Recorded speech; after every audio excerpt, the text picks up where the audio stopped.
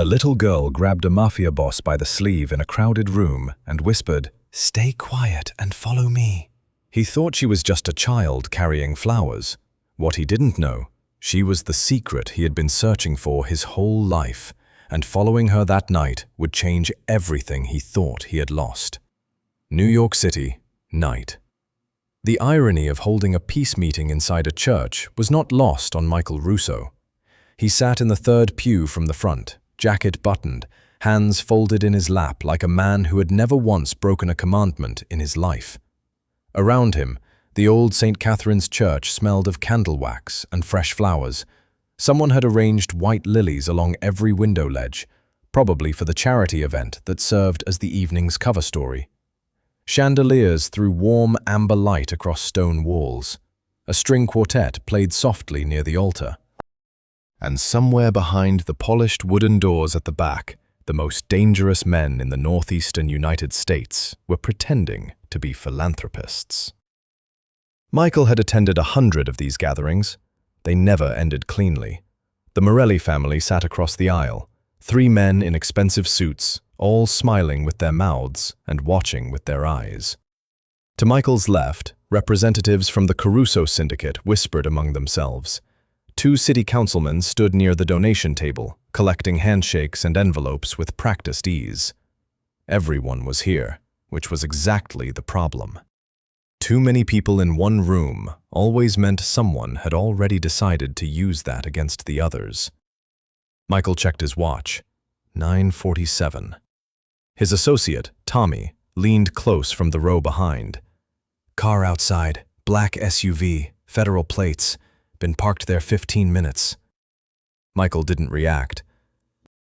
He lifted a printed program from the pew beside him and studied it like he was deciding which charity to support. How many? At least 6, more down the block.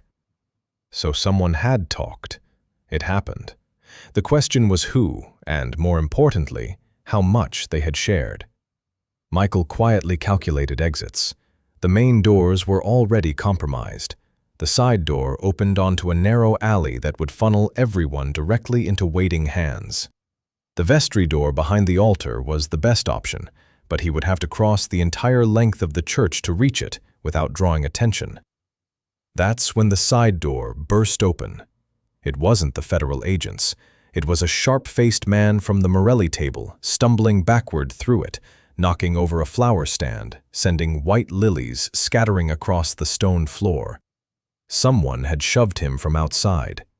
The string quartet stopped mid-note. Every head in the room turned.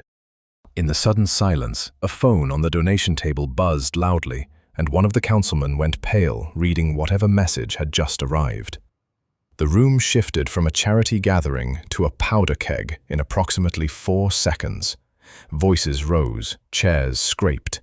Tommy was already on his feet, and people were pressing toward the exits, none of them agreeing on direction, all of them urgent. Michael stood smoothly, buttoning his jacket, thinking fast. A small hand closed around his sleeve. He looked down.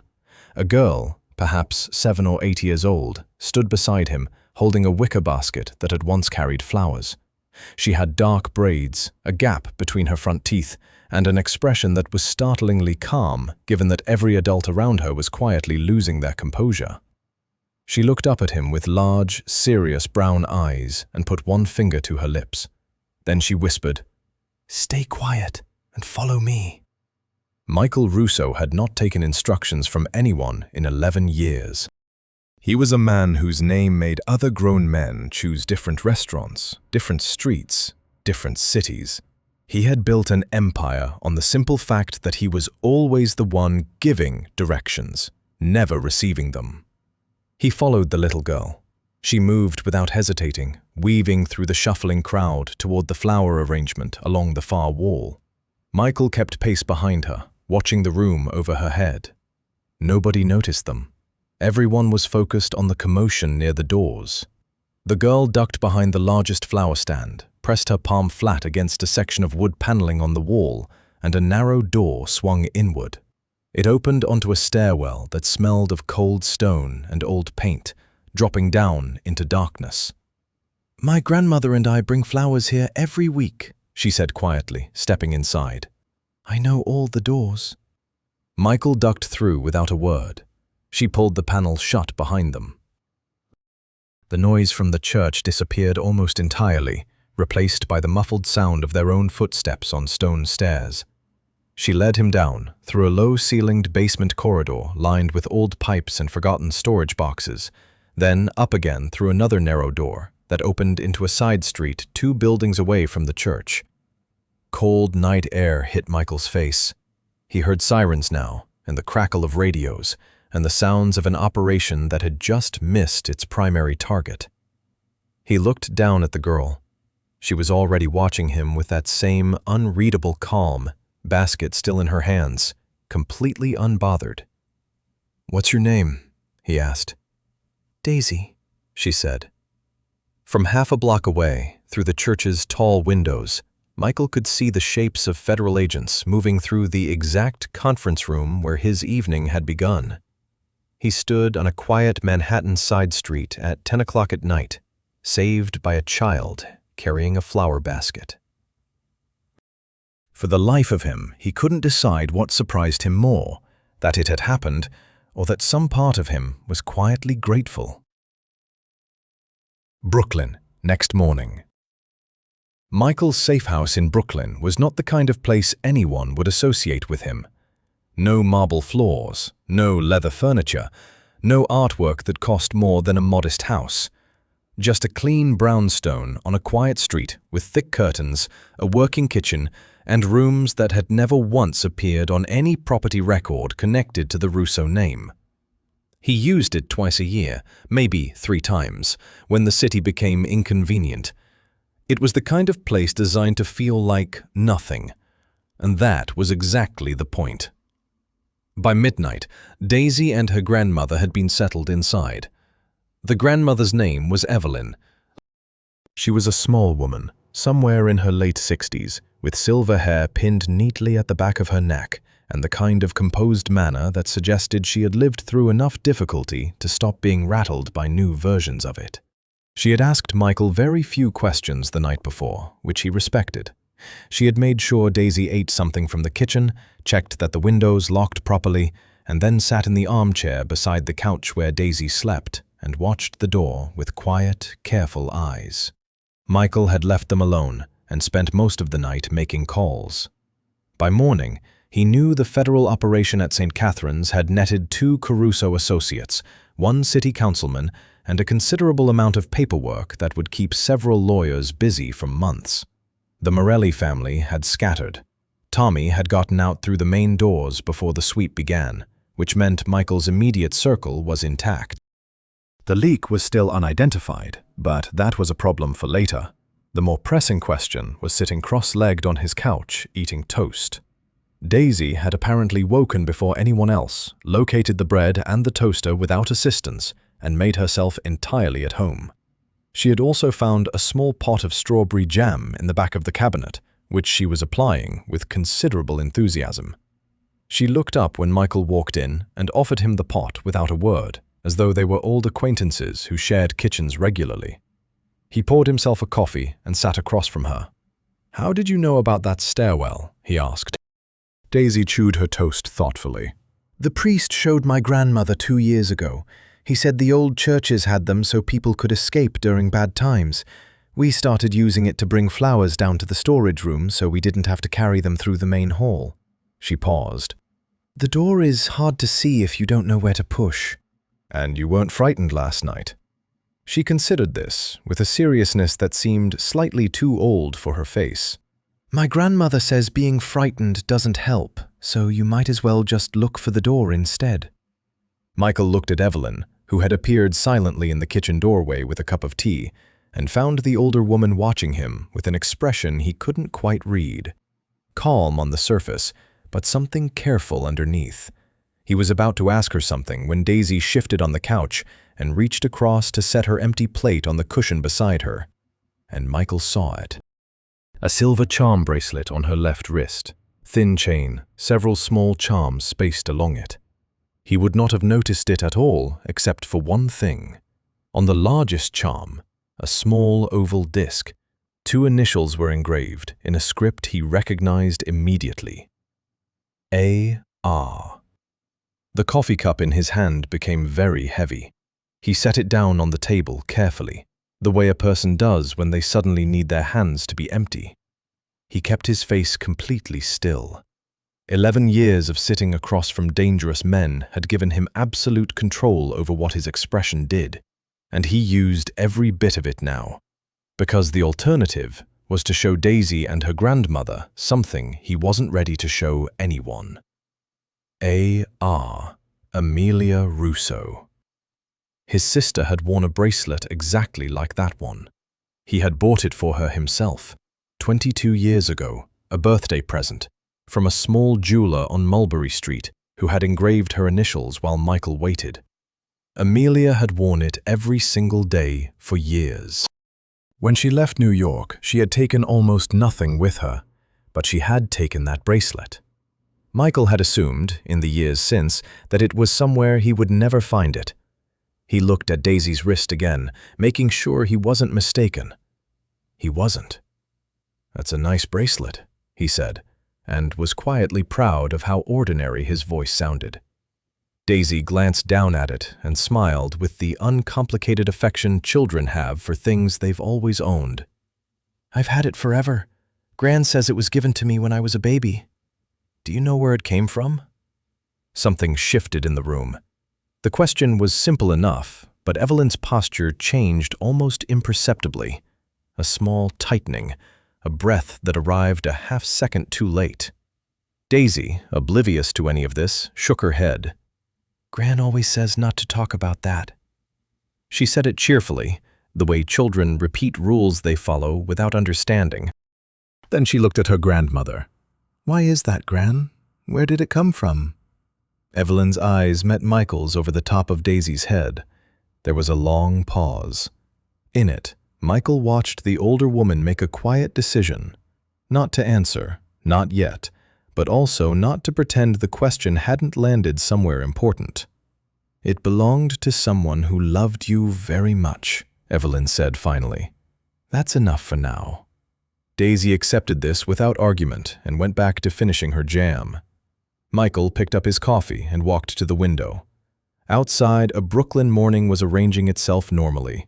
A delivery truck backing into a space, a woman walking a dog, pigeons disagreeing on a rooftop. The unremarkable texture of a city that had no idea what had just shifted inside this room. Amelia had a child. He had always feared the worst when she disappeared. An accident, foul play, the world catching up to a woman who had tried very hard to leave it behind. He had never let himself hope for much in the years that followed, but this was something his mind was only just beginning to process. If Daisy was Amelia's daughter, then she wasn't just a little girl who had helped him escape a church. She was the last piece of a family he had believed was gone. He stood at the window for a moment longer, looking at nothing, letting the weight of it settle into his chest quietly, because the alternative, feeling it all at once, was not something he could afford right now.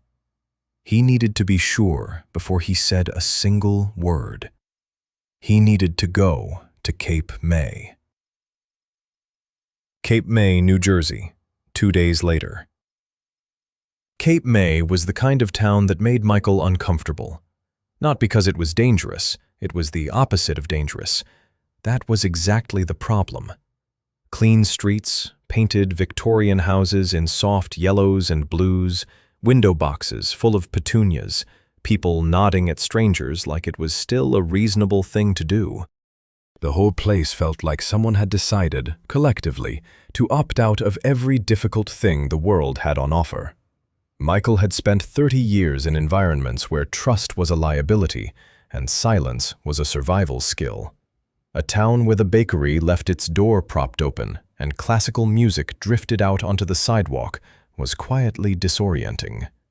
He had driven down alone, leaving Tommy behind. No entourage, no visible security, just a man in a plain dark jacket walking along a boardwalk with the Atlantic Ocean flat and gray to his right and a row of small businesses to his left. He found the flower shop without difficulty.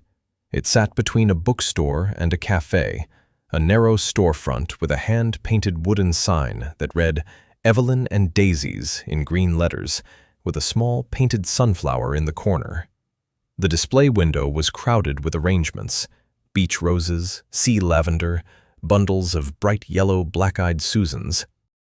A blackboard leaned against the doorframe with that week's offerings written in chalk. The whole shop had the appearance of something tended with genuine care rather than commercial ambition. Michael stood across the street for a while and simply watched. The shop was open. Through the glass he could see the interior was small and fragrant-looking. Shelves of potted plants along one wall, a worn wooden counter, buckets of cut flowers arranged by color on the floor. A woman he didn't recognize was working behind the counter, young, maybe mid-20s, trimming stems over a newspaper.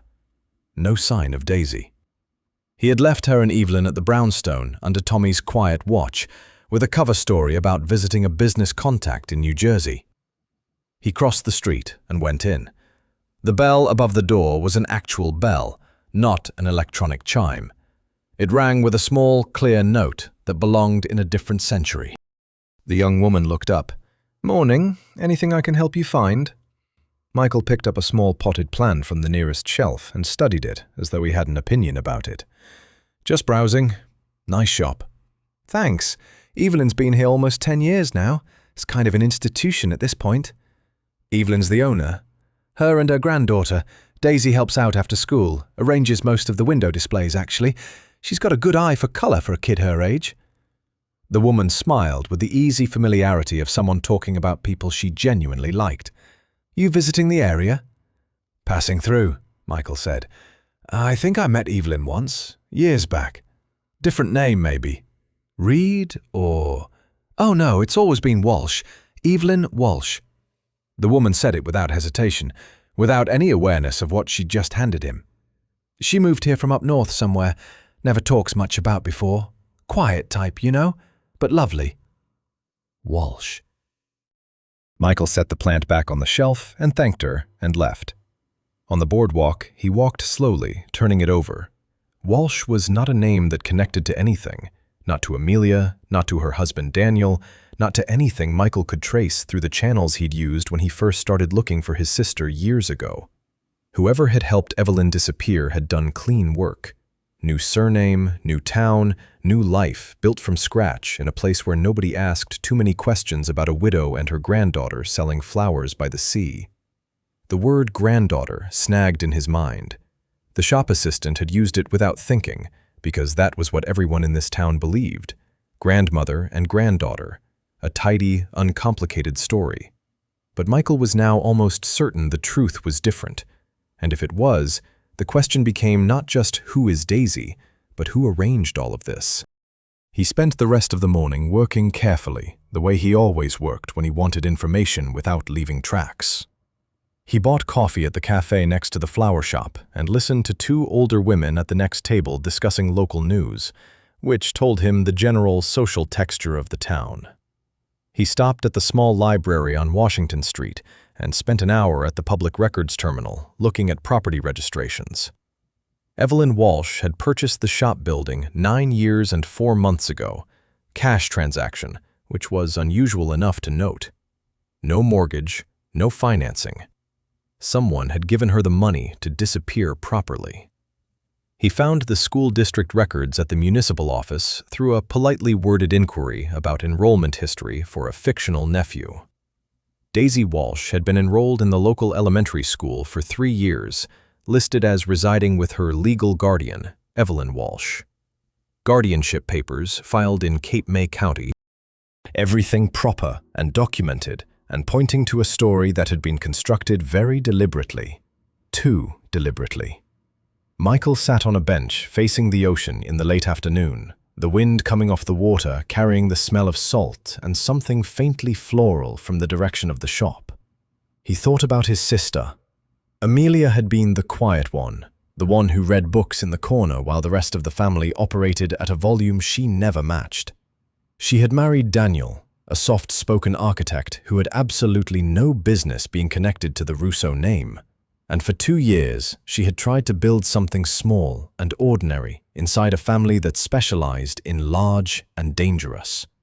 When she finally left, there was no argument, no dramatic exit. She simply wasn't there one morning.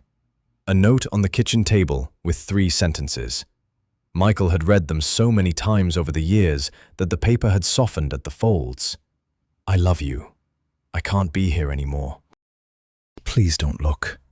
He had looked anyway, for 2 years before the search went cold. Now he understood she had been protecting something more important than herself. The last pieces were beginning to connect. Evelyn was not Daisy's biological grandmother. She was someone Amelia had trusted enough to leave her daughter with, a woman who had taken that responsibility and vanished into a quiet New Jersey coastal town and raised Daisy surrounded by flowers and sea air and people who knew nothing and suspected less. What Michael couldn't yet explain was who had erased the records, because he knew how paper trails worked. You didn't just move to Cape May and start fresh. Someone had cleared the path, removed hospital records, altered documentation, made Daisy Walsh appear fully formed in Cape May County without a traceable origin. That required access, money, and motive. He needed to find out where those resources had come from. And that meant going back further, to things Amelia had left behind before she left everything else. He pulled out his phone and called a number he hadn't dialed in 3 years. "I need to talk about a storage unit in Philadelphia," he said when the line picked up. "I think you know the one." A long pause on the other end. "I was wondering," the old voice said quietly, "when you'd finally ask." Philadelphia, same week. The retired lawyer's name was Bernard Colt. He was 71 years old, lived alone in a narrow row house in South Philadelphia, and had spent the better part of 4 decades handling legal work for families whose business interests were best kept off formal letterheads. He had retired 6 years ago, with no fanfare and no farewell dinner. Just a quiet disappearance from professional life that suited everyone involved. Michael had always respected Bernard for 2 things. He never asked unnecessary questions, and he never answered unnecessary ones. They met at a diner on Passyunk Avenue, a corner booth, mid-morning when the breakfast crowd had thinned. Bernard looked older than Michael remembered. The hair had gone fully white, the hands around his coffee cup were thinner, but the eyes behind his glasses were exactly the same, measuring everything, revealing nothing. "You found the girl," Bernard said. It wasn't a question. "You knew about her. I helped arrange some things, years ago." He turned his cup slowly on its saucer. "Amelia came to me privately, about 8 months before she died. She didn't want your father knowing, didn't want anyone knowing." Michael kept his voice level. "What did she ask you to do?" "She wanted documents prepared, legal guardianship papers assigning Evelyn Walsh, as she became, as Daisy's guardian in the event of Amelia's death. She also asked me to help Evelyn establish a new identity and relocate somewhere your family's associations wouldn't follow." Bernard paused. "She paid me from her own savings, nothing connected to the Russo accounts." "And you didn't think to tell me any of this after she died?" "She specifically asked me not to." He met Michael's eyes without apology. "She trusted me with that instruction the same way she trusted me with the paperwork. I honored it as long as I believed Daisy was safe and unknown." He set his cup down. "The fact that you're sitting here now tells me that calculation has changed." Michael said nothing, waiting. Bernard reached into the inside pocket of his jacket and produced a small key on a plain ring. He set it on the table between them. "Storage facility on Wharton Street, Unit 44. Amelia rented it under the name she used for a brief period after leaving New York. I've been paying the annual fee since she died, anonymously, through a channel that can't be connected to either of us." He slid the key across the table. "I think it's time you saw what's inside." The storage facility was a low concrete building tucked between a tire shop and an industrial laundry on a quiet block. Michael arrived there alone 30 minutes after leaving Bernard, the key in his jacket pocket, a careful eye on the street behind him out of simple habit. Unit 44 was at the far end of the ground floor corridor. The lock opened on the first try. Inside, the unit smelled of dust and undisturbed time. That particular stillness that settles into closed spaces over years. It was not large. A single overhead bulb, a concrete floor, and stacked against the back wall, 3 cardboard boxes, a canvas bag, and a wooden crate that had once held wine bottles and now held something heavier. Michael stood in the doorway for a moment before stepping inside. He started with the canvas bag, clothing mostly, a few things that had clearly belonged to a child, folded neatly, the kind of small garments you keep, not because you need them, but because throwing them away means accepting something you're not ready to accept. Underneath the clothing, a small envelope with a single photograph inside. Amelia, sitting in a hospital bed, looking exhausted and entirely happy, holding a newborn. She looked younger than Michael remembered her being at the end. The photograph must have been taken shortly after Daisy was born, before whatever came after. He looked at his sister's face for a long moment, then put the photograph carefully in his jacket pocket. The first cardboard box held files. Legal documents mostly. The guardianship papers Bernard had mentioned, a handwritten will that left everything to Daisy, a small insurance policy, medical records. Michael went through them methodically, the way he went through everything, looking for the shape of what he was dealing with before deciding what to do about it. The records confirmed what he had already suspected. Daisy had been born in a small private clinic outside of Philadelphia rather than a hospital, which explained why she had been so difficult to trace. The second box was different. Old family photographs. Some Michael recognized immediately. His parents at a restaurant he remembered from childhood, a holiday gathering at the house in Staten Island that he hadn't seen the inside of in over 15 years. Amelia at different ages. In the unguarded way photographs capture people who don't know the camera is there. And there, in the bottom corner of the box, a small bundle of letters tied with kitchen string. Michael sat down on the concrete floor and read them. They were letters Amelia had written but never sent, to Michael, to their mother, to Daisy herself. The ones to Daisy were short and careful, written like a woman who understood she might not be there to say the words in person. The ones to Michael were harder to read. She wrote about things she had seen inside their family's world that she could never reconcile. Not violence, exactly. More the quiet machinery beneath it, the way money moved, decisions were made, people disappeared from conversations, and then from everything else. She wrote that she had found something she hadn't been looking for. Documents, she called them. Copies of financial records that connected several people, some inside the family's business circle, some well outside it, to transactions that would be considerably damaging if they became public. She had made copies before she left New York. She had hidden them somewhere, the letter said, without specifying where. Michael finished the last letter and sat with it in his hands for a moment. Then he heard the corridor. Footsteps.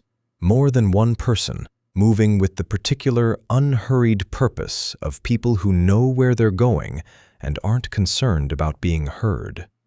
Michael was on his feet immediately, moving to the side of the doorframe, listening. 2 men from the weight of it. They slowed outside a unit 2 doors down, paused, then continued toward 44. Michael looked at the boxes. He couldn't carry everything. He took the photograph, the bundle of letters, the will, and the insurance documents, everything that identified Daisy and established her connection to Amelia.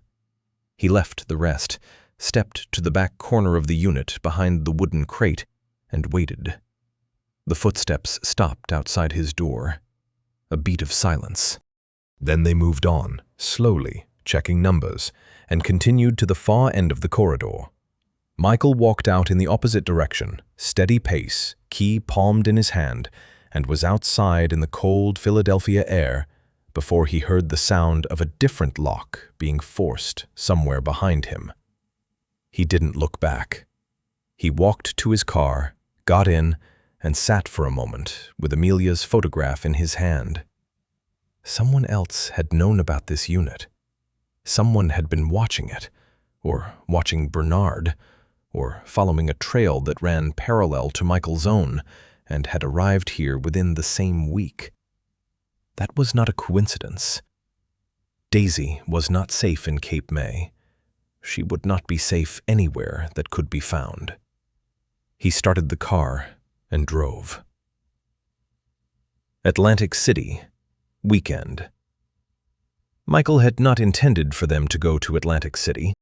The plan had been simple enough. Keep Daisy and Evelyn at the brownstone in Brooklyn for another week while he traced the men from the Philadelphia storage unit and figured out exactly how close the situation was to becoming something he couldn't manage quietly. Controlled environment, limited movement, no unnecessary exposure. Then, Evelyn had mentioned, with the measured patience of someone who had spent a week indoors with a restless 7-year-old, that Daisy had been asking about the carnival. There was a traveling seaside fair that set up along the Atlantic City boardwalk every spring. Daisy had apparently attended the previous 2 years and considered it a fixed point in her calendar. Evelyn had said it the way she said most things, plainly, without pressure, leaving the decision entirely to Michael while making clear that a child could not reasonably be expected to understand why her routine had been dismantled without explanation.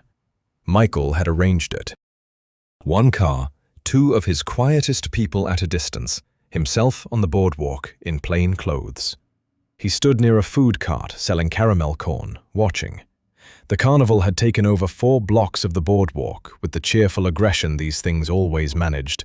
Spinning rides throwing colored light into the afternoon sky, game stalls with oversized stuffed animals hanging from their frames, the smell of fried food moving in the sea breeze. It was loud and crowded, and exactly the kind of environment Michael generally avoided because crowds made clean observation difficult. Daisy, however, was entirely in her element. She moved through the carnival with focused enthusiasm, pulling Evelyn from the ring toss to the spinning teacups, to a stall where you knocked tin cans over with a soft ball, which she attempted 4 times and failed 4 times without any visible diminishment of spirit. She wore a yellow jacket that made her easy to track. Michael kept her in his line of sight, moving when she moved, maintaining enough distance to avoid being noticed. Evelyn walked beside Daisy with the careful attention of someone who had been watching over a child in uncertain circumstances for years. She bought them both cotton candy. She did not look relaxed, but she looked practiced at appearing relaxed, which was different. For 2 hours, nothing happened. Michael was beginning to revise his anxiety downward when Daisy asked Evelyn if she could use the restroom near the arcade pavilion at the far end of the carnival. Evelyn walked her there, waited outside, and then answered a phone call. Michael watched her step 2 paces away, still in sight of the restroom door, phone to her ear. 4 minutes later, Daisy had not come out. Evelyn knocked on the door, waited, knocked again. Michael was already moving. He reached the restroom in under a minute. Evelyn looked at him with something she was working very hard not to call panic. "She's not answering. It's been 4 minutes." Michael pushed through the restroom door without ceremony. Empty. A small window above the sink stood open, big enough for a child, too small for an adult, opening onto the side alley running beside the arcade pavilion. He was in the alley in 30 seconds. He came out beside the arcade building, a large, prefabricated structure with its front shuttered, apparently closed for maintenance that weekend. The side door, which should have been locked, sat slightly ajar. Michael went through it. Inside, the arcade was dim and silent, the machines dark and unplugged, rows of dead screens catching the thin light coming through a skylight. It smelled of machine oil and stale air. Michael moved through it quickly, room by room, in the way that had become instinct over many years. He found Daisy near the back. She was standing in front of a large claw machine, arms crossed, expression somewhere between uncertain and quietly stubborn, the face of a child who has decided to be brave and is finding it requires more effort than expected. Crouched in front of her, blocking her from going further back into the building, was a man Michael didn't recognize. Mid-40s, unremarkable clothing, speaking to her in a low, even voice with the careful friendliness of someone who had practiced it. Michael said the man's name. He didn't know the man's name. What he said was simply, "Step away from her," in a tone that required no volume and carried no ambiguity. The man straightened immediately. He looked at Michael with an expression that shifted through several emotions very quickly: recognition, calculation, then something that landed in the vicinity of careful neutrality. He raised both hands slightly, palms out. "I know what you weren't," Michael said. "Step to the left." The man stepped. Michael moved between him and Daisy without taking his eyes off the man, reached his hand back, and felt Daisy's small fingers close around two of his without hesitation. "Can you walk to the door?" he said to her, still watching the man. "Yes," she said. "Go through it and stay beside it. Don't go anywhere else." She went without argument, which told him the situation had frightened her more than she was showing. Michael looked at the man. "Who sent you?" "Nobody sent me. I just wanted to talk to her. There's a woman. She's been looking for—" "You have about 10 seconds to decide whether you want to finish that sentence honestly or not finish it at all." The man looked at Michael with the flat assessment of someone who understood exactly the kind of conversation he had walked into. He made a choice. "I was paid to make contact. Ask the girl some questions, that's all. No instructions to touch her, no harm intended. I was told she might know something about documents." "By who?" A pause. "I don't know the full chain. I was contacted through an intermediary. I can give you the name." "You'll do more than give me the name," Michael said. "You'll give me everything.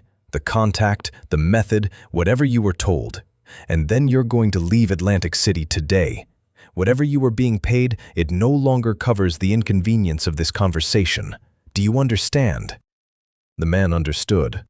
Michael got what he needed in 4 minutes, sent the man out the front service exit, and walked back through the arcade to find Daisy standing exactly where he had told her to stand, in the thin strip of daylight beside the open door, cotton candy stick still in her hand. He crouched down to her level. "Did he touch you?" She shook her head. "He said he knew my parents, that he had something to show me." Michael nodded slowly. "Did you believe him?" She considered this with that particular seriousness he had noticed the first night in the church. Then she shook her head again. "People who actually knew your parents don't start by saying so. Gran taught me that." Michael looked at her for a moment. "Your grandmother," he said, "is a very smart woman." They walked back to the boardwalk together, Daisy slightly closer to his side than she had been before. Evelyn met them at the entrance with the controlled relief of someone who had been quietly catastrophizing for 6 minutes and was deeply committed to not showing it.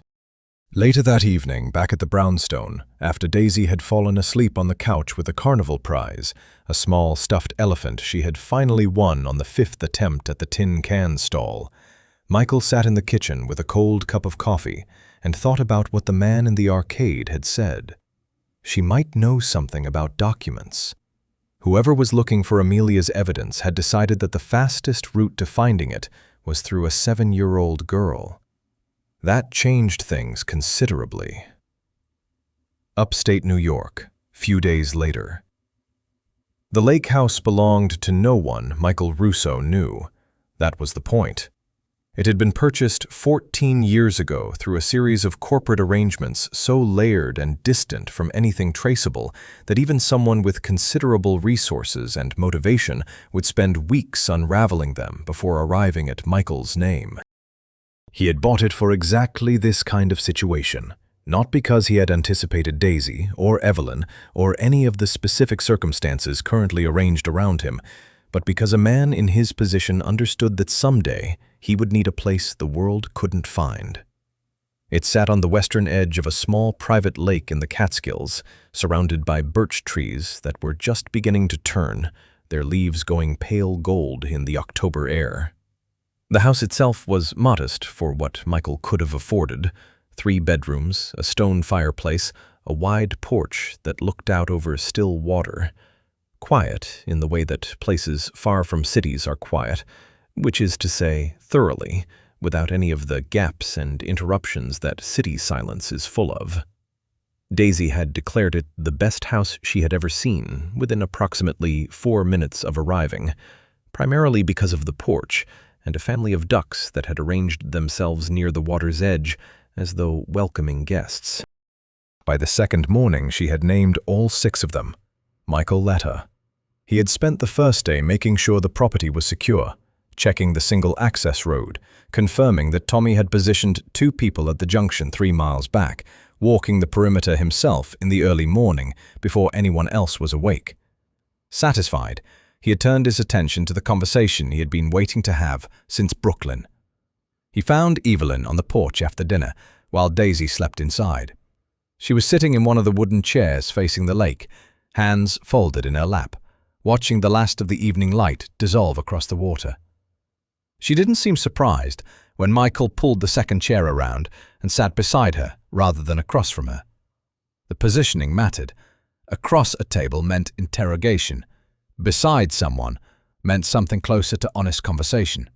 And Michael had decided that honest conversation was what this moment required. He said nothing for a while. Neither did she. Then Evelyn said, quietly, "You know who Daisy is." "I believe so," Michael said. "I'd like you to confirm it." Another silence.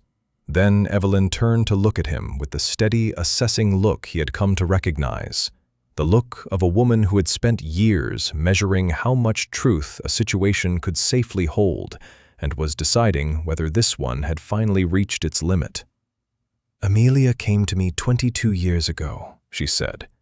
"We met through a community program. I was volunteering, she was attending. We became close over about a year. She trusted me, I think, partly because I had no connection to her family or her husband's world. I was simply a woman who had nothing to do with any of it." Michael nodded. He had figured as much. "When she became pregnant, she told only me and Bernard. She was afraid, not of Daniel, he was a good man, but of what her family's reputation meant for a child. She said she had seen enough to know that proximity to that world, even indirect proximity, had consequences." Evelyn paused. "She didn't mean you specifically. She never said anything against you. But she believed the circumstances surrounding your family made safety impossible." Michael absorbed this without reacting. He had made peace, years ago, with Amelia's reasons for leaving. What he hadn't made peace with was not knowing the rest. "She died in the accident," he said. "Daniel, too." "Yes." Something moved through Evelyn's expression, an old grief, worn smooth by years but still present underneath. "Daisy was 11 months old. It happened on a Tuesday evening in November. A truck ran a red light." She stopped. "I had been with Daisy that afternoon. Amelia and Daniel had gone to dinner alone for the first time since she was born." Michael looked at the lake. "Before she died," Evelyn continued, "Amelia had told me that she'd found something important, financial records she had copied from documents she'd come across before leaving New York, records connecting several people to transactions they would never want exposed. She said she had hidden the copies somewhere safe, and that she'd left instructions for where to find them in a letter she'd placed in the storage unit with her other things." Evelyn folded her hands tighter in her lap. "She said if anything ever happened to her, the right person would eventually find them. She said she hoped it would be you." Michael turned to look at her. "She hoped it would be me," he repeated. "She said you were the one person in that world she believed might actually do something useful with the truth." Evelyn met his eyes. "Those were her exact words. I've been keeping them for 8 years." The weight of that settled into Michael's chest in a way that was difficult to describe. Not quite grief, not quite gratitude, something that occupied the complicated space where both of those things lived together. His sister had left him no goodbye, but she had, apparently, left him something else entirely. After the accident, Evelyn said, I discovered that people were already asking questions, not loudly, quietly, carefully, the way people do when they don't want to be traced. Someone knew Amelia had the records. They were looking for them, and when they couldn't find the records, they turned their attention to whether she might have left anything else behind, including a child. Who helped you disappear? Michael said. Bernard arranged the documents, but the money, the cash purchase of the flower shop.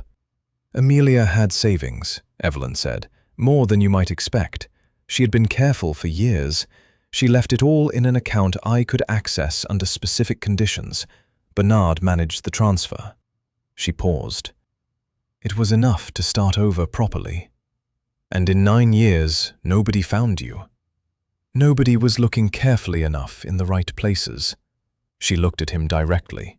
Until now. And the people looking now aren't you.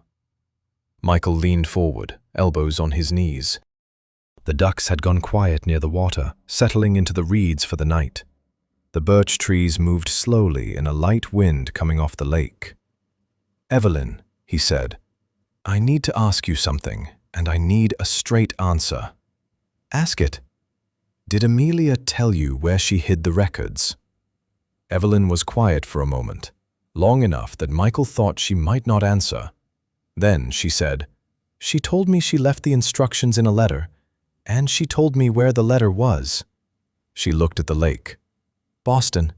There's a library archive, a donation she made the year before she died, under a name I'll give you.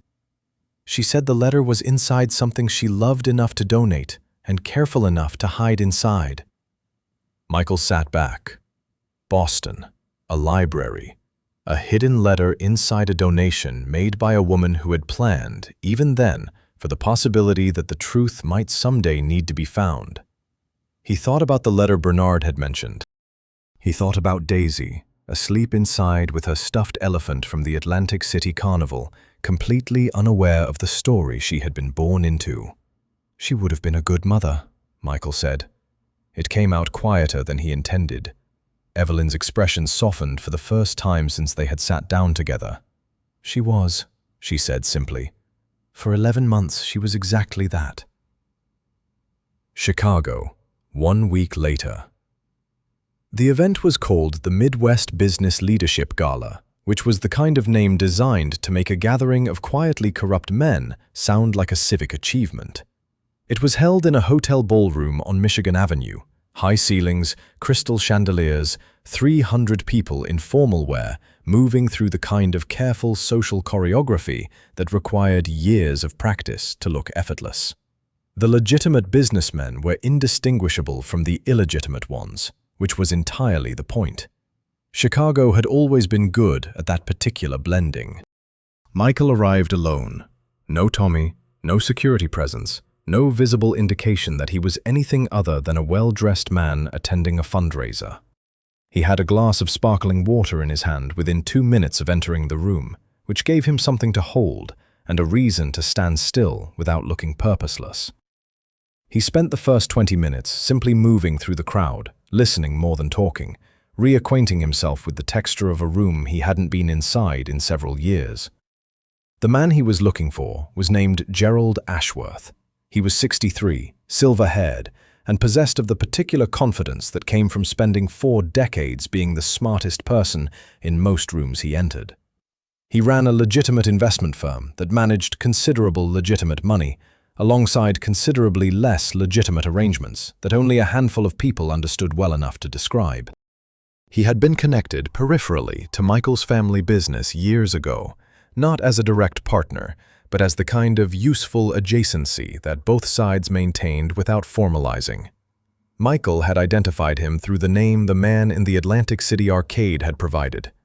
The intermediary chain led back 3 steps to Ashworth's firm, which was either deliberate misdirection or carelessness. Michael had spent a week deciding which, and had concluded it was neither. It was the kind of trail left by someone who didn't believe it would ever be followed, because they didn't believe anyone would connect the dots quickly enough to matter. He found Ashworth near the bar at the far end of the ballroom, in conversation with two men Michael didn't recognize and a woman who was clearly there for decorative professional purposes. Michael waited until the conversation reached a natural pause, then stepped into it smoothly, extending his hand with the ease of an old acquaintance. "Gerald, it's been a while." Ashworth's reaction lasted approximately 1 second, a flicker of something that passed through surprise and arrived at controlled pleasure, the way experienced men respond to developments they hadn't anticipated but immediately begin calculating. He shook Michael's hand with a firm, practiced grip. "Michael Russo, I didn't know you'd be here." "Last-minute decision," Michael said pleasantly. "Can I steal you for a few minutes? I'd like to catch up." The two unrecognized men read the room correctly and found reasons to be elsewhere. The woman followed. Ashworth and Michael stood beside the bar in the particular social privacy that a crowded room occasionally provides, when everyone around you is engaged enough in their own conversations to be functionally absent. "You've been busy," Ashworth said. His tone was measured, curious, careful, not quite defensive. "I have," Michael agreed. "Philadelphia was interesting. Atlantic City less so, though I appreciated the directness of the approach." A small pause. Ashworth set his glass down on the bar with deliberate calm. "I'm not sure what you're—" "Gerald," Michael said quietly. "I'm not here to have that conversation. I'm here to have the honest one underneath it. It's considerably shorter and saves us both the energy." Ashworth looked at him for a moment, then nodded once, slowly. The performance of not knowing folded away cleanly, the way it does with men who have maintained it for decades and can drop it without effort when the room calls for something different. "What do you want to know?" Ashworth said. "The records," Michael said.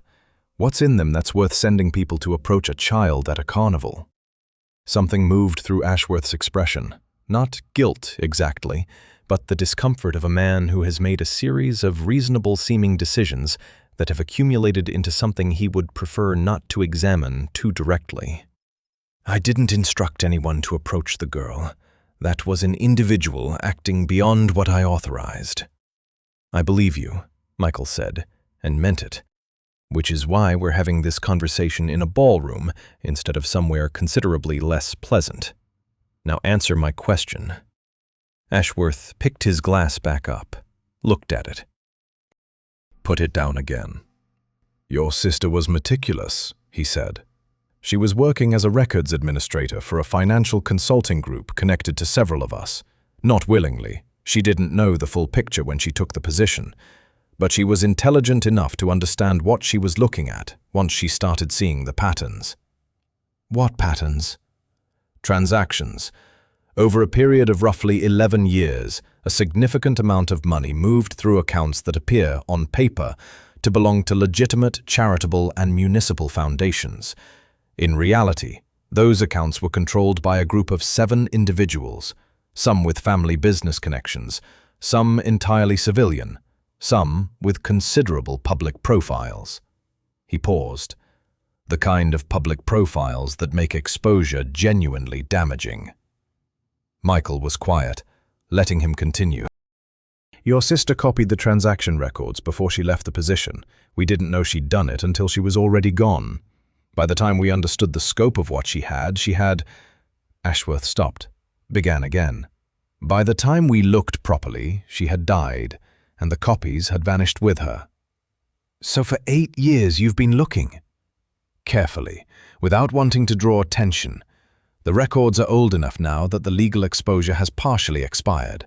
Statutes of limitations work in our favor on several of the transactions, but not all of them." He looked at Michael directly.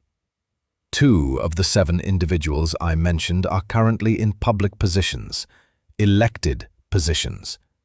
The exposure of those specific records would be consequential. For them, for several people, including, in minor ways, certain historical connections to your own family's finances. He said it without weaponizing it, simply, as a fact on the table. Michael had anticipated something like this. He nodded slowly. And Daisy, you believed she had the records, or knew where they were. We believed Amelia might have left something with the child, a safeguard. He shook his head. I want to be clear. The girl was never supposed to be frightened or touched. My interest was only in the documents. Your interest, Michael said evenly, sent a stranger to speak to a 7-year-old girl alone at a carnival. Whatever you intended, that's what happened. Ashworth said nothing. Michael straightened, adjusting his jacket. Here's what's going to happen, Gerald. You're going to recall every person you've deployed in connection with this matter. Every channel, every inquiry, every quiet request made to anyone who might be watching Cape May or Philadelphia or anywhere else connected to this situation. All of it stops tonight. And in return? In return, I find the records first. What happens after that depends entirely on what's inside them. He looked at Ashworth steadily. If what you've told me tonight is accurate, and the exposure is primarily political rather than criminal, there may be arrangements that suit everyone's interests. I'm not unreasonable. He paused. But if I find something that contradicts what you've told me tonight, the arrangement changes completely. Ashworth considered this for a long moment. Around them, the gala continued its elegant, indifferent rotation. The chandeliers throwing the same light, the conversations maintaining the same performed ease. Agreed, Ashworth said finally. Michael nodded, set his own untouched water glass on the bar, and left without prolonging it. Outside on Michigan Avenue, the October night was cold and clear, Lake Michigan throwing a dark reflection of the city skyline. He stood on the sidewalk for a moment, processing what he had just confirmed. Daisy had never been the target. She had simply been the last visible thread connected to something Amelia had hidden 8 years ago, something that had spent nearly a decade making powerful men nervous. He had one more stop to make. Boston. A library. A letter hidden inside something a woman had loved enough to give away. He pulled out his phone and bought a train ticket. Boston. Final days. The Boston Athenaeum was not the kind of library that announced itself. It sat on Beacon Street, behind a plain stone facade, 5 stories of quiet accumulated over nearly 2 centuries. The kind of building that held its history the way certain people hold theirs, without display, without apology, simply present in the way that things of genuine substance tend to be. Michael had passed it once, years ago, without a second look. He understood now why Amelia had chosen it. He had brought Daisy. It had not been an easy decision. Every practical instinct Michael possessed had argued against it. The situation was unresolved. Ashworth's withdrawal of his people was days old and therefore untested.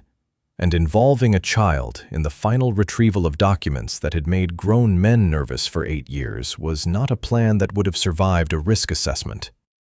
But Evelyn had said something to him the night before they left the lake house that had settled the question. She should be there, Evelyn had said simply. Whatever her mother left, Daisy should be the one to find it. Not you, not Bernard, not anyone else. Her mother left it for her. That's the only thing that matters now. Michael had not argued. They took the train from Penn Station, just the two of them, Daisy sitting by the window with her small backpack on her lap, watching the landscape move through Connecticut and Rhode Island with the attentive interest she brought to most things. She asked Michael questions about what they were doing in Boston, and he told her, with more honesty than he had expected to manage, that they were going to find something her mother had left behind. Daisy had gone quiet for a while after that. Then she had said, "Did you know her well? My mum?" "She was my sister," Michael said. "So, yes. And also not as well as I should have." She had considered this and nodded, as though it confirmed something she had already been thinking. The library's archive department was on the 4th floor. Michael had called ahead under a researcher's credentials that Bernard had arranged, citing academic interest in a private donation catalogued under the name Margaret Clare. The name Amelia had used briefly after leaving New York. The name Evelyn had given him at the lake house. The archivist, a thin, patient man named Dr. Holloway, met them at the reading room entrance and explained that the Clare donation had come in 8 years ago, a collection of books, personal journals, and one sealed wooden box marked for restricted access, pending contact from a named recipient. Michael showed the identification Bernard had prepared. Dr. Holloway looked at it, looked at the record on his desk, and nodded without ceremony. "The box has been here since the original donation," he said. "Nobody has claimed it. The instruction was to hold it indefinitely." He looked at Daisy with the gentle curiosity of a man who spent his days surrounded by old things and had learned not to ask too many questions about why people came looking for them. "We'll bring it to the reading room for you." The reading room was hushed and warm, long wooden tables under green-shaded lamps, tall windows looking out over the pale October city. Michael and Daisy sat side by side at the far end of the table and waited. The box arrived on a cart, covered in a thin layer of dust that spoke honestly about how long it had been sitting undisturbed. It was plain wood, about the size of a shoebox, sealed with a simple latch that had not been touched since the day it was placed on that archive shelf. Michael looked at Daisy. "Do you want to open it?" he asked. She looked at the box for a moment. Then she reached forward and lifted the latch herself. Inside, wrapped in cloth that had once been white and had aged to a pale cream, were 3 things: a small bundle of photographs, a thin hardcover book with a pressed flower tucked into its pages, and an envelope, sealed, with a single word written on the front in careful handwriting. Daisy. Michael watched her pick it up. He watched her turn it over in her hands, running her thumb across her own name in her mother's writing, and he saw the moment it became real for her. Not an abstract idea about a woman she had never known, but an actual person who had sat somewhere with a pen and written her daughter's name on an envelope and meant for her to find it someday. Daisy opened it carefully, as though she understood that some things only happen once. Michael looked away while she read. He studied the window, the pale October sky above the city roof lines, the pigeons moving along the stone ledge outside. He gave her the privacy that the moment deserved. He heard her breath change once, briefly, a small catch that she steadied quickly. Then silence again. After several minutes, she said, "She says she could hear me breathing when I slept." Michael looked back. Daisy was still reading, eyes moving slowly across the page, her expression carrying the careful stillness of someone receiving something they have waited for without knowing they were waiting. "She says she used to stay awake just to listen to it," Daisy said. Her voice was steady, but only just. "She says it was the best sound she ever heard." Michael put his hand on the table near hers, not quite touching, simply there. She read to the end. Then she folded the letter along its original creases, slid it back into the envelope, and held it in both hands in her lap. "She says she wasn't afraid," Daisy said quietly. "She says she was happy. She says she had me and Dad, and that was enough, and she didn't want me to be sad about the things I didn't get, just glad about the ones I did." She paused. "She says the world is full of people who will try to make you frightened or careful or small, and she hopes I never let them." She looked at Michael. "She says if I ever find my Uncle Michael, I should tell him she loved him, and she was sorry she didn't say it better before she left." Michael was quiet for a long moment. "She said that?" he managed. "Right here." Daisy turned the letter and pointed to a line near the bottom of the second page. He didn't read it. He didn't need to. He looked at the window again instead, at the pale sky and the October roof lines, and allowed himself the brief, private moment that the words required.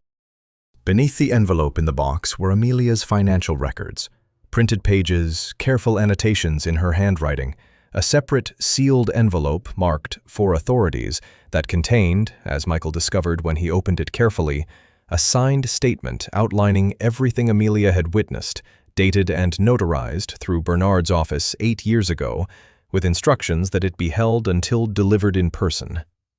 She had planned everything. Even from the beginning, she had planned everything with the meticulous care of a woman who understood she might not be there to see it through, and had decided that the truth should arrive eventually, regardless. Michael photographed every page methodically, sent the files to 2 separate secure locations, and arranged with Dr. Holloway for the original documents to remain in archive custody pending proper legal handling, a process Bernard would manage through channels that kept everyone's hands appropriately clean. On the way out, Daisy held the letter and the pressed flower from the book and the small bundle of photographs. She looked at each photograph once, carefully, the way she looked at things she intended to remember. At the bottom of the stairs, she stopped and looked up at him. "She would have liked you," she said. "Not the scary businessman part, the other part." Michael looked at her for a moment. What other part? She thought about it seriously, the way she thought about most things. "The part that followed a little girl through a secret door because she asked him to," she said. "I think she would have liked that part a lot." They walked out into the Boston afternoon together, Daisy tucking the photographs carefully into her backpack, the autumn city moving around them in its ordinary, indifferent way, completely unaware that somewhere inside that quiet stone building on Beacon Street, 8 years of hiding had finally, quietly, come to an end. Cape May, several months later. Spring came to Cape May the way it always did, gradually, then all at once. One week the boardwalk was still carrying the last gray remnants of winter, the flower boxes empty, the cafe tables stacked inside. Then, almost overnight, the window boxes filled up, the painted Victorian houses shook off their dull season colors, and the whole town seemed to exhale and decide collectively that the difficult part was behind it. It happened every year. The people who lived there never quite got used to it, which was probably why they stayed. Michael drove down on a Thursday morning in April, alone, no security, no reason given to anyone. The flower shop had been closed for 4 months during the renovation. Evelyn and Daisy had returned to Cape May in December, once the situation had been resolved quietly and thoroughly enough that Michael was satisfied it would hold. Ashworth had kept his word. The channels had been withdrawn, the quiet surveillance dismantled, the years-long search for Amelia's records concluded without drama.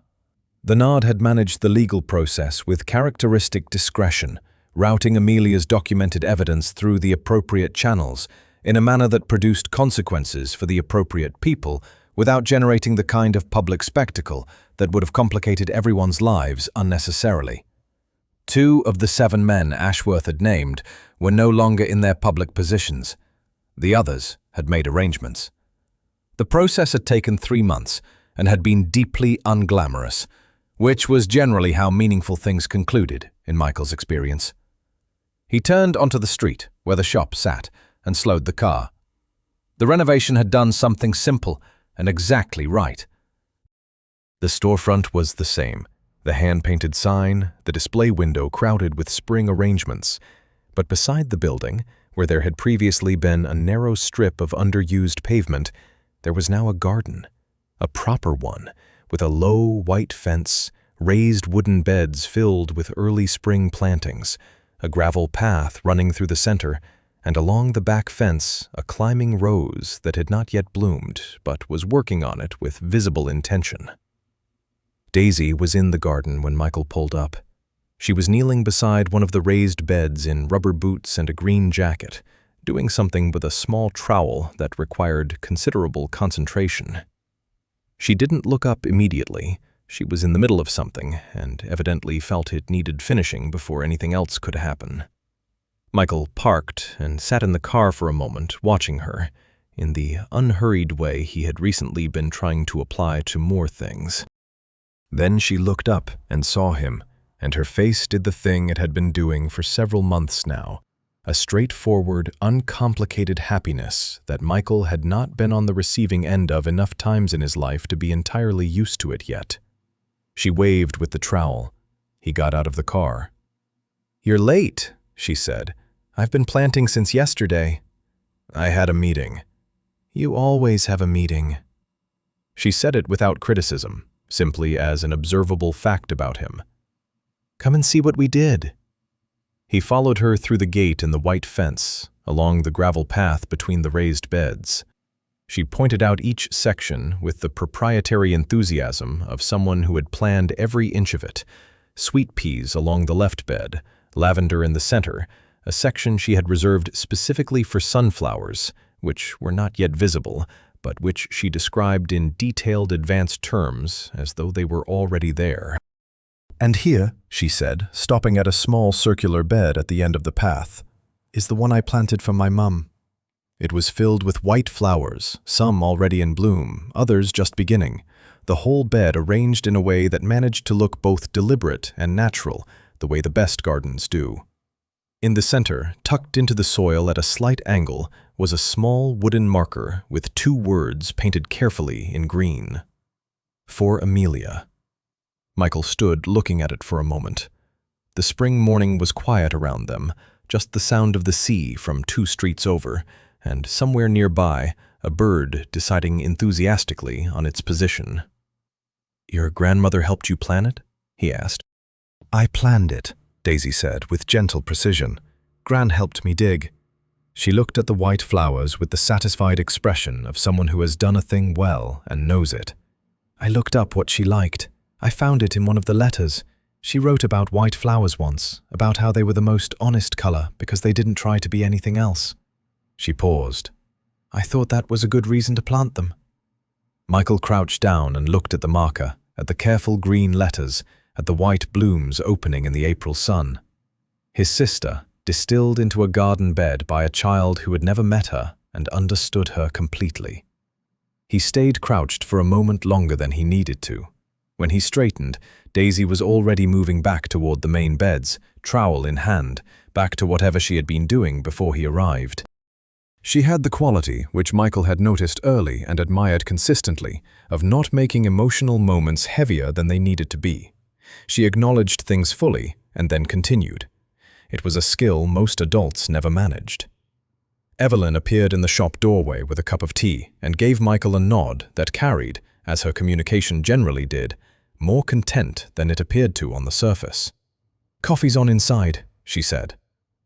He spent the morning in the garden, not observing, not managing, not calculating anything, simply there, in the manner Daisy required of anyone who entered her garden, which was to be actually present and willing to be useful. She directed him with calm authority on the positioning of a new wooden trellis along the back fence, corrected his technique with the planting trowel twice without apology, and explained the specific requirements of the climbing rose with a thoroughness that suggested she had researched it considerably. He did as he was told. He had discovered over the past several months, better at receiving instructions than he had previously given himself credit for. Around noon, they sat on the low bench at the side of the garden and ate sandwiches Evelyn brought out, Daisy eating with one hand and turning the pages of a small notebook full of garden sketches with the other. The April sun was warm without being insistent. The sea smell came in off the water, mixing with the early lavender.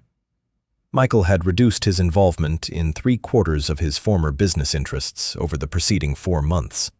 It had not been a dramatic decision, no announcement, no ceremony. He had simply begun, one thing at a time, redirecting certain arrangements toward legitimate channels, stepping back from others entirely, making himself less central to mechanisms he had once considered load-bearing, and had discovered, upon examination, he could simply stop operating without the consequences he had always assumed would follow. Some people had been surprised. Most had been quietly relieved. Tommy had said nothing and then said, "Honestly, I've been waiting for this," which was the most useful thing anyone said about it. Michael was funding 4 community programs under organizational names that held no connection to his own. An education initiative in Brooklyn, A small business development program in Cape May County, that one had been Evelyn's suggestion, framed so diplomatically that Michael had agreed before he fully understood what he was agreeing to, and two others that were still forming their shapes. He was not doing it for credit. He was doing it because Amelia had believed he might, and because Daisy existed in the world, and because at some point the accumulation of evidence that a different life was available had become impossible to argue against sensibly. Daisy closed her notebook and looked at him. "I made you something," she said, as though she had just remembered. She reached into the pocket of her green jacket and produced a small object, held it out on her palm. A bracelet charm, simple, hand-painted, a small white flower on a circular disc with a thin loop at the top for attaching to a chain. "I painted it myself," she said. "I wasn't sure if it was good enough, but Gran said it was, and Gran doesn't say things are good enough unless they are."